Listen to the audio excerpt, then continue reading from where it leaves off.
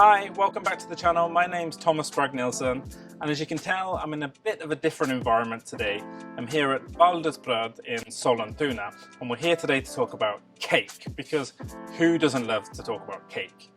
So one of the things that really fascinated me since I've lived here in Sweden is the idea that it feels like in most countries of the world, you have a cake to celebrate something, a birthday, a Christmas, a baby being born, something to celebrate. Whereas in Sweden, the cakes have their own days, and on the days of the cake, you have a cake to celebrate the cake. So Baldersbröd here in Sollentuna, you might recognize it if you're a regular viewer of the channel. Almost exactly 2 years ago, I came here when I was doing a semla taste test. And if you want to see that video, you can click on the link at the top of the video here and see that. And what was fantastic was I sat down and I got to speak to the staff here at Baldersbröd about what makes their semla so fantastic. And what was more interesting than the semla that day was what came out of it long term. And that was my friendship with Nicoletta. So Nicoletta presented the semla and she showed me her passion for the semla that day. And we continued to meet and we got talking about this cake calendar one day. Now before I rattle on all about the cake calendar and what we talked about, let's bring in Nicoletta and she can tell you a little bit about her passions. Hi guys, my name is Nicoletta and I work as a pastry chef here at Baldersbröd in Sollentuna. I've been working here for about a little over 10 years now, and in the last 2 years I got to work with ice cream, which is, to be honest, one of the most amazing phases of my career as a pastry chef so far. So what was it that first got you into baking? What made you want to train? I'm originally from Romania, but then my boyfriend and I decided to move to Sweden. And once we got here, I realized I have to choose a different path. I wasn't as passionate about teaching as I originally believed I am, but I was extremely passionate about baking. So I decided to do that. And to be honest, that was the best decision of my life. 10 years later, I enjoy it as much as I did the first day. You never feel like you've learned enough. There's always something new that shows up. There's always something new that you can learn. And then you have all the classics. The classics are amazing and they all have a history behind them, which lately has become one of my curiosities. I want to know how a product came to be. Like, we enjoy it every day, but we don't really know how was it made, who made it the first time, and why. As you can probably hear from our accents, neither of us were born and raised in Sweden. And I think this is a little bit where my fascination comes from, because Swedes tend to find it quite natural that you have this calendar of cakes over the year, and this date is for the kanelbulle and this date is for the kladdkaka, and that's natural. But from where we come from, it's not the case. So what we thought was it would be interesting to take you a little bit through the cake calendar of the year, and with your knowledge, try to figure out how to make them, not just how to make them with all this wonderful machinery and premium ingredients, but try to make them with things you can buy at the supermarket, equipment you're going to have at home. And then on the side of that, talk a little bit about the history and the cultural importance of some of these cakes. So can you give us some examples? What does the cake calendar look like? Oh, you have a lot of classics, like you have Napoleon Bakkelse Day, then you have Kanelbulle Day, you have Mazarin Day, Fett Tuesday, like Fettisdag. So I certainly know what my favorite highlights of the cake calendar are, but what's your professional opinion? What's your favorite, what's your highlight of the Swedish cake calendar? I would have to say it's chocolate related. I'm a huge chocolate fan. So Chokladbollens Dag, which I adore. I love it. Then kladdkaka. It's also a huge highlight. Also very chocolatey. It is. I mean, kladdkaka, it's an explosion of flavor, and depending on the chocolate that you decide to use, then the flavor will follow. My favorites are kind of split.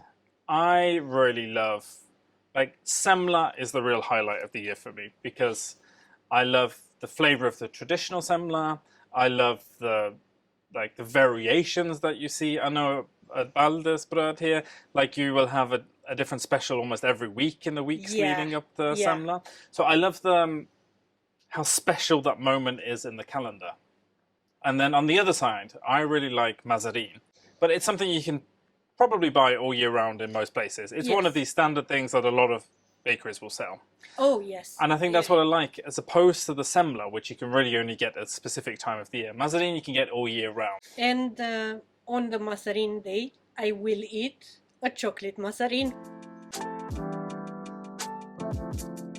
A lot of the traditional cake calendar is about celebrating the cakes for a lot of people in their traditional forms. But, you know, if you're going to eat a semla every year at the same time each year, sometimes maybe you want to try some variations of it. Sometimes you're in different parts of the country, for instance, that might have different variations, different flavors. And I think this is the exciting thing as well. And we had a conversation off camera earlier that some hardcore traditionalists were like, no, I can only eat the cake on the day with a very specific flavor, and that's cool. But we were talking about, you know, we love some of these crazy I love to eat them, and I love to test bake them.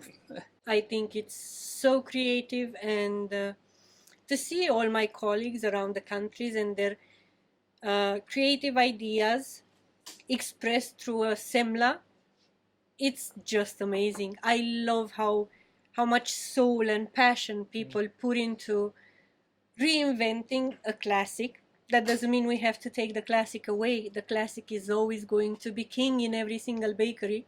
So it's clear that we love the Swedish Cake Calendar, but the question is, why should you care about it? Well, that's what this series is going to be about, right? We are going to get together once a month and we're going to bake something from that month's cake calendar. I say we, I'm going to learn, I'm going to be along for the ride, but we have the professional in the room and she's going to tell you everything. Yeah, and just to be clear, guys, we're going to present it in a way that shows that even if a recipe may seem intimidating once you first read it, it's super easy to do. Sometimes you have a million steps and it can sound confusing. And a lot of people just choose to give up. They believe they might need special equipment or machines to do it. And that's not the case. And I'm going to be along for the ride to ask all the stupid questions, because I'm not a baker. So I'm going to be your voice in the room asking the questions to the professional. So the reason we're not baking today is because an anomaly in the cake calendar is there's nothing in January. I don't know if people have had just too much cake over Christmas or... I think so. I think Christmas is filled with so many awesome things. You have gingerbread, you have saffron, and January just seems to be the month off where people think, oh, I've had a little bit too much sugar, let me just chill for a little while. So January has nothing to offer. February has a lot to offer. So what are we going to pick from the cake calendar in February, and what are we going to make? We're going to pick the staple. We're going to do semla. Your favorite. My favorite. Yes. So how are we going to do it? Are we going to go traditional? I think so. Let's just, for the first video, let's bake the classic. Yeah, so if you have any questions about alternatives or tips or tricks or anything you've ever wanted to know about semla, write them in the comments down below and I will be your voice in the room and I will ask the expert and say, how do we make this vegan, or how do we do this different, or how do they eat it in this part of the country? And we're gonna try and understand why semla is so popular. Get your questions in now whilst you can, and we're gonna address them when we're back here in the bakery next month making semla. Yes. If you can't wait until next month, well, we've just launched an Instagram account. Details are on the screen here. It's cake.calendar. And we're going to be showing you all the things behind the scenes in the wonderful bakery here. And I just wanted to say, like, a massive thanks to Baldersbröd in Sollentuna for letting us use this space.